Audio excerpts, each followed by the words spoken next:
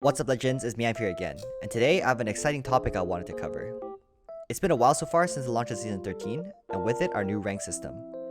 Some players love it, and others may have quit Apex entirely because of it. I haven't had too much time to play it myself, but personally, I enjoy the new system so far, and the challenge that it brings to solo queue. Today, we'll be discussing the top 10 tips to start using right now to gain RP in Split 1 of Season 13 of Apex Legends. Without further ado, let's get into it. This point is the foundation of everything. The rest of the tips rely on the fact that you can make sound decisions without being in a state influenced by tilt. Personally, I have never won when I'm tilted. Never. When you queue up for a ranked game in Apex Legends, you want to be playing in a neutral or positive state of mind. You don't have to give comms, you don't have to ping, you don't have to res your teammates, you don't have to play on or for them. Even if you don't do any of these things, at the very bare minimum, don't queue when you're tilted, because it will only result in you losing points for yourself and others, on top of likely having to argue with your teammates that you probably will only play with once.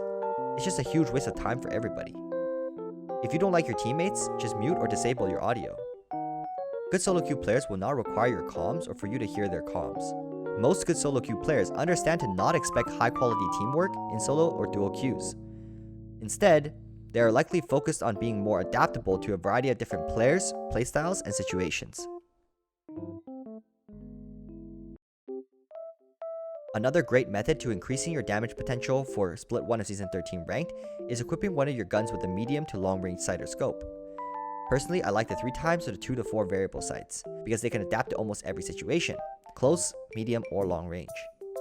Equipping your rifles and snipers with these sights will enable you to deal damage or engage from a safer distance than simply pushing into close range. Even if you don't knock anyone, you will be able to poke, third party, or even open the fight without worrying about third parties as much as you had to if you ran an SMG and shotgun combo. Simply W-keying or trying to fight without being aware of your team's overall situation will yield you fat losses right now.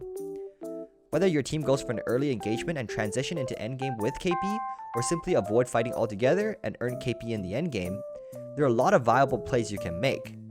However, you and your teammates will all be forced to do one thing, and that is to eventually fight. The gunfight will eventually come, it just depends on how you want to approach it, and you definitely don't want to YOLO it. Another rule of thumb to not do in Season 13 ranked is to start pushing a fight away from the zone when you need to rotate past a choke point, especially approaching the end game. If you take a fight near the edge of the zone, being on the farther side of the circle, you won't be able to get into the next zone while dealing with gatekeepers unless you have a Valkyrie on the team with an ultimate available. That's just not wise to put yourself in that kind of situation when solo queuing unless you're playing Valkyrie. I'm not saying that situations can't be better handled with better comms among the team, but let's be honest here. How many times in solo queue or duo queues have we experienced good comms from randoms? In solo queue, even if your teammates talk over a voice chat, chances are the calls that are given won't be great calls, as most players aren't thinking about what kind of intel their teammates want at any given time. Therefore, you shouldn't rely on your randoms providing that intel to you through comms. Instead, you should focus on giving those comms to them if you are capable of providing good comms, or simply use pings if you don't want to talk. Apex has a wide selection of pings for you to use in game, and they communicate almost all the necessary actions you will want to take in the game. Pushing, holding a position, moving, looting, watching an area, and intention. So do use the ping system to your advantage.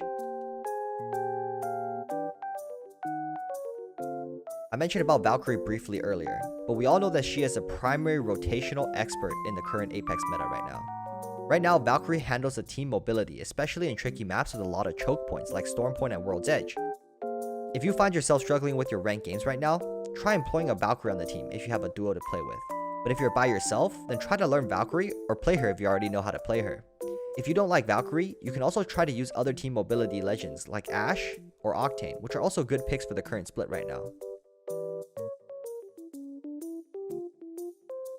Gibby has never fallen out of the Apex meta, and for a good reason.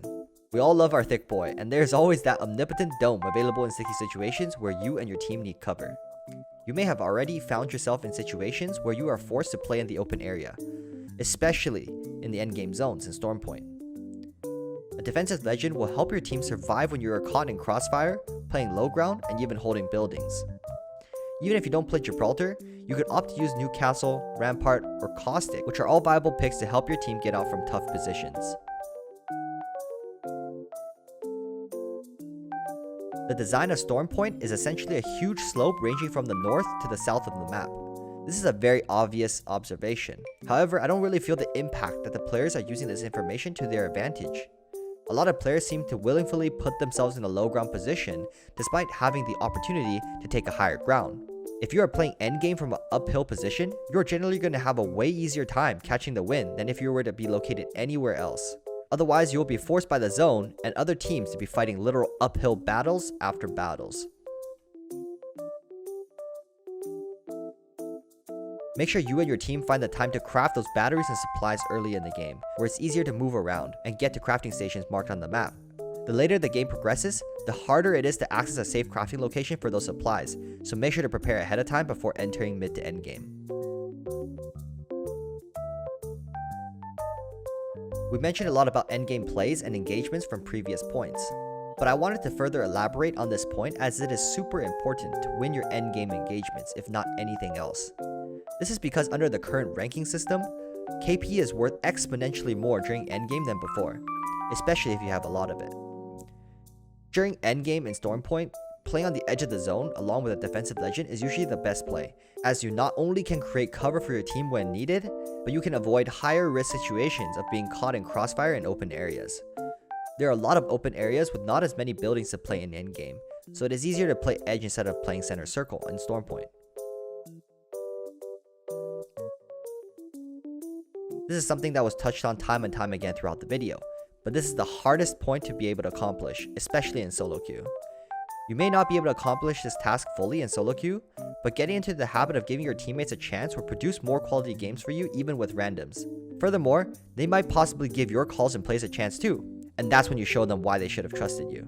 If you give your teammates a chance to shine, they will also give your plays and calls a chance too. It's like when you're driving on the road and letting someone merge in front of you when they need to, or letting someone take a turn first at a stop sign. It's a give and take, not a take and take more. Alright legends, that concludes my top 10 tips to climb solo queue in Split 1 of Season 13. I hope you enjoyed the video and I hope these tips help you in your games. I'd love to see more high quality games from the community, and that would just make Apex even more fun for me as well. And if you found any of the contents of this video helpful, or if you simply just enjoyed the video, make sure to subscribe to the channel and turn on bell notifications. That being said guys, I'll catch you in the next one. Peace out legends.